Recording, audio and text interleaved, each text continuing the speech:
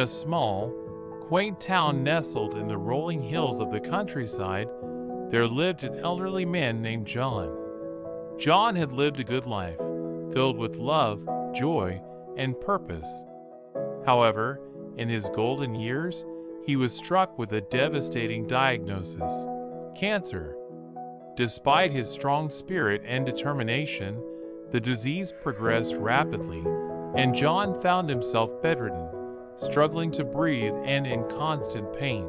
As the days passed, John's family and friends rallied around him, offering their love and support. They prayed for his healing, but as the months dragged on, it seemed as though there was little hope left.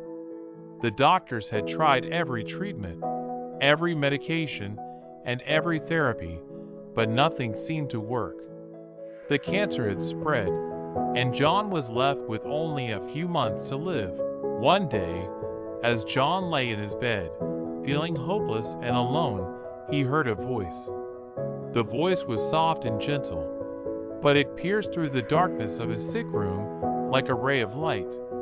It was the voice of God, speaking directly to John's heart. "My child, do not be afraid. I am with you, and I will heal you. You have suffered enough. Trust in me, and I will give you the strength to overcome this disease." John was taken aback by the voice, but he felt a sense of peace wash over him. He knew that this was the voice of God, and he trusted in it completely.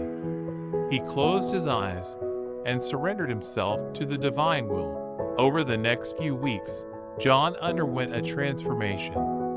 The cancer began to recede, and his strength returned.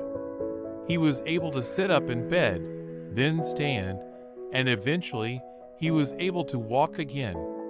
The pain subsided, and he felt a sense of vitality and energy that he had not felt in years.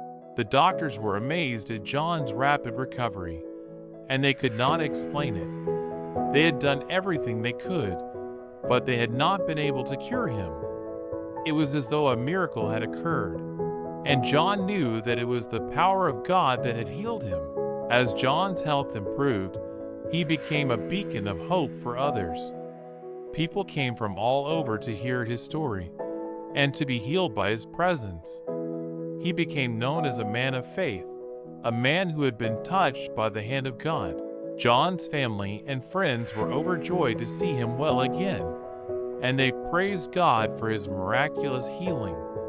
They knew that John's faith had been the key to his recovery, and they were grateful for the lessons they had learned from him.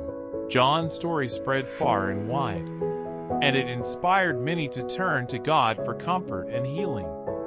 He became a symbol of hope and faith, and his legacy lived on long after he was gone. Years later, when John passed away at the ripe old age of 95, his family and friends knew that he was at peace, surrounded by the love of God.